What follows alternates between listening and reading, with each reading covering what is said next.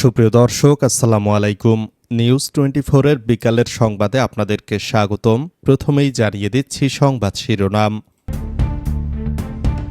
হাম ও হামের উপসর্গে মারা গেল আরও ৯ শিশু, মৃত্যু ৩৫০ ছাড়ালো।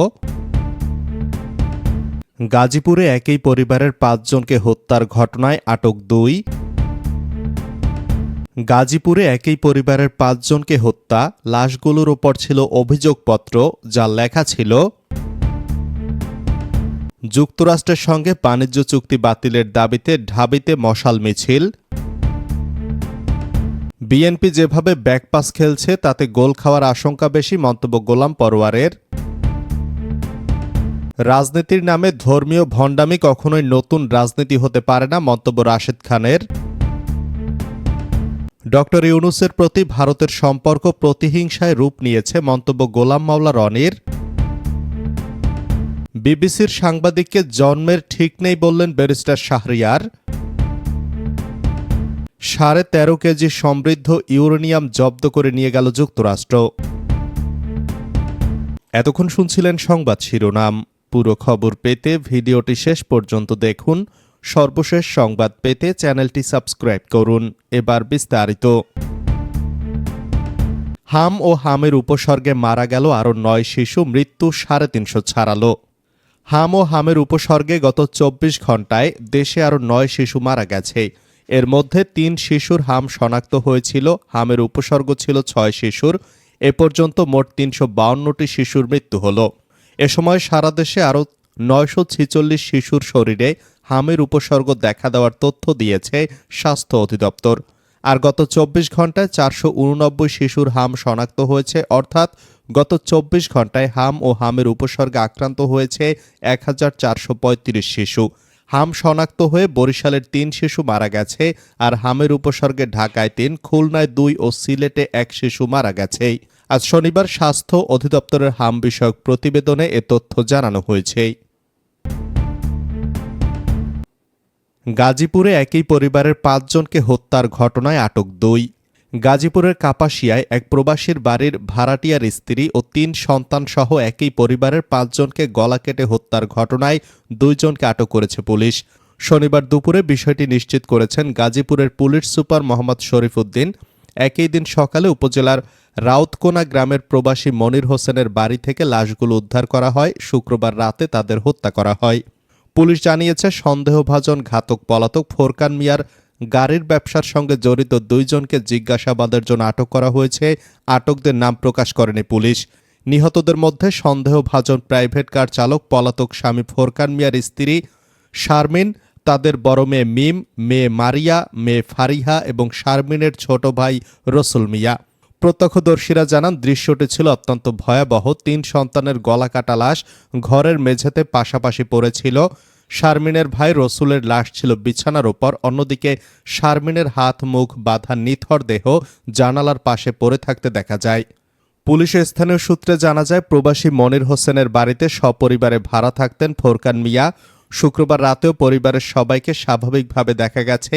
তবে শনিবার সকালে হঠাৎ ৫ জনের গলাকাটা লাশ পড়ে থাকতে দেখে পুলিশে খবর দেন স্থানীয়রা। প্রতিবেশীরা বলছেন, ফোরকান ও তার স্ত্রীর মধ্যে প্রায় পারিবারিক কলহ হতো। ওই বিরোধের জেরেই তিনি স্ত্রী, ৩ সন্তান ও শ্যালককে হত্যা করে পালিয়ে যেতে পারেন। গাজীপুরে একই পরিবারের ৫ জনকে হত্যা, লাশগুলোর উপর পড়েছিল অভিযোগপত্র যা লেখা ছিল। গাজীপুরের কাপাসিয়ায় স্ত্রী, ৩ সন্তান সহ একই পরিবারের ৫ জনকে হত্যার ঘটনায় চাঞ্চল্যকর তথ্য দিয়েছে পুলিশ।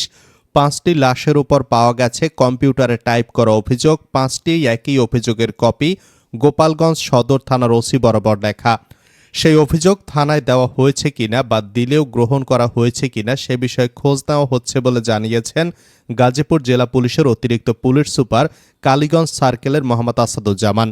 লাশের উপর রাখা অভিযোগ সূত্রে জানা যায়, স্ত্রী শারমিন খানম স্বামীর উপার্জিত ১০ লাখ টাকা হাতিয়ে নিয়ে বাবার বাড়িতে জমি কিনেছেন। এছাড়া তিনি খালাতো ভাই রাজুর সঙ্গে পরকীয়ায় জড়িয়ে পড়েছিলেন।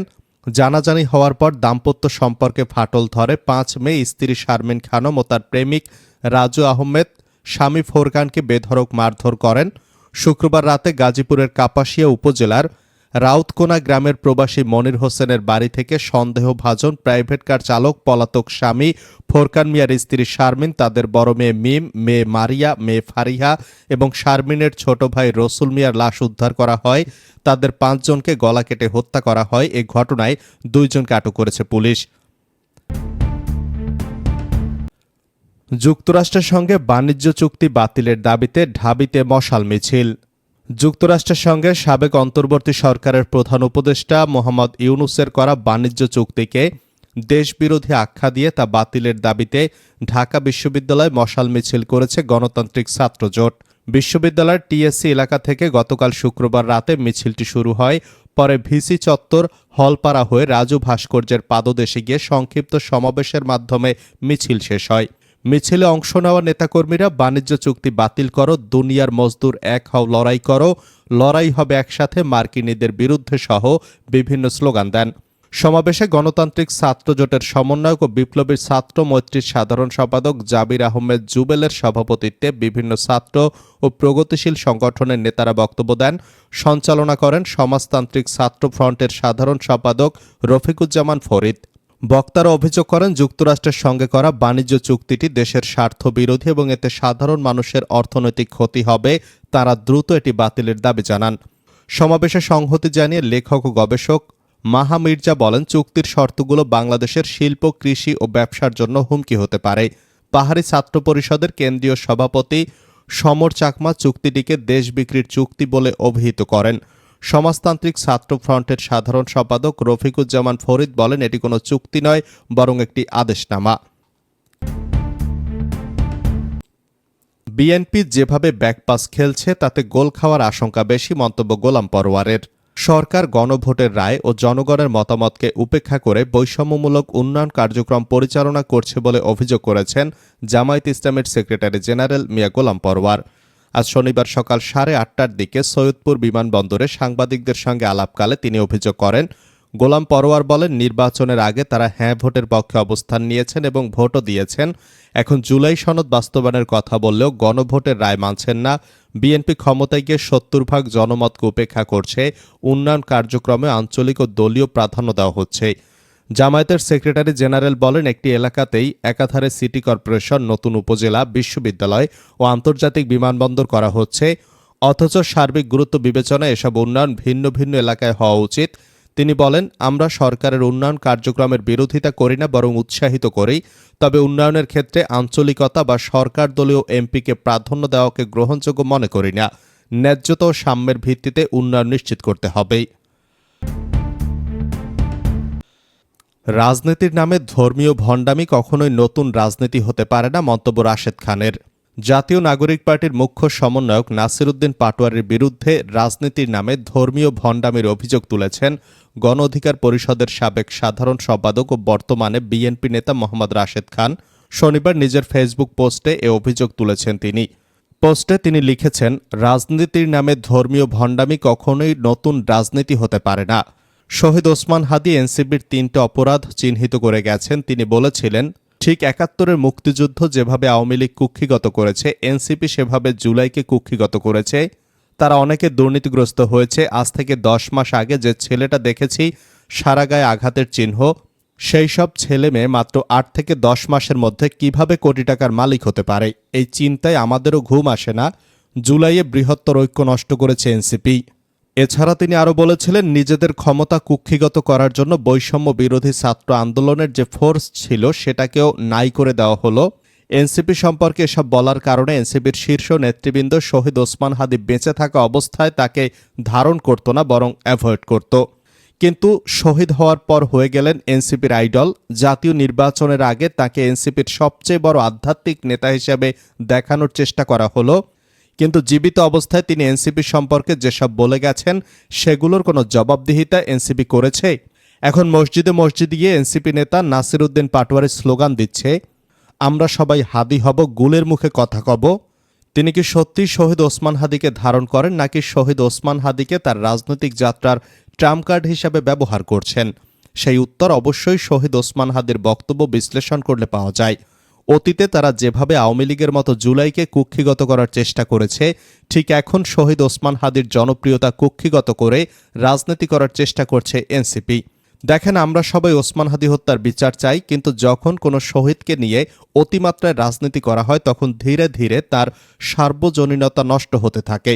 মসজিদ একটি পবিত্র জায়গা। মসজিদকে যদি কোনো রাজনৈতিক দল বা নেতা দলীয় কার্যালয়ের মতো ব্যবহার করতে চায়, সেটা কি ভালো হবে? দেখেন, পবিত্র জুমার নামাজ পড়ার জন্য দেশের বিভিন্ন মসজিদে এনসিপি নেতা নাসির উদ্দিন পাটোয়ারি যেতেই পারেন, কিন্তু তিনি যাওয়ার আগে ফেসবুকে পোস্ট করছেন এবং গুগল ম্যাপ শেয়ার করছেন। এরপরে কি ঘটছে? ওই অঞ্চলের এনসিপি জামায়াত ইসলামের নেতাকর্মী তার সাথে সাক্ষাতের জন্য জড়ো হচ্ছেন। তিনি সাথে লোক নিয়ে যাচ্ছেন। তিনি মসজিদের ভিতরে বক্তব্য দেওয়ার সময় সুকৌশলে প্রচার করছেন, মসজিদের ভিতরে ছবি তুলবেন না, নামাজ শেষে আমি বাইরে গিয়ে দাঁড়াবো, যার যার সেলফি তোলার দরকার সকলে সেলফি তুলবেন। গতকাল নারায়ণগঞ্জের ঘটনায় নিশ্চয়ই ওই এলাকায় মানুষের বক্তব্য শুনেছেন। একজন মুসল্লি বলেছেন, মসজিদ থেকে বের হওয়ার সময় তো একটা আদব কায়দা থাকবে, হাঁটার নিয়ম, চলার নিয়ম, কথা বলার নিয়ম। এখানে এমন হট্টগোল শুরু হয়েছে, মনে হচ্ছে তিনি সিনেমা হল থেকে বের হচ্ছে। তিনি খুব জনপ্রিয় হয়েছেন, এটা দেখানোর জন্য তিনি তার পিআর টিম নিয়ে মসজিদে যাচ্ছেন, জোট ও দলের নেতাকর্মীদের জড়ো করছেন এবং সারা দেশের মানুষকে দেখাচ্ছেন যে তাকে এক নজর দেখার জন্য সবাই মসজিদে নামাজে এসেছে। রাজনীতির নামে এই ধর্মীয় ভণ্ডামি কখনোই নতুন রাজনীতি হতে পারে না।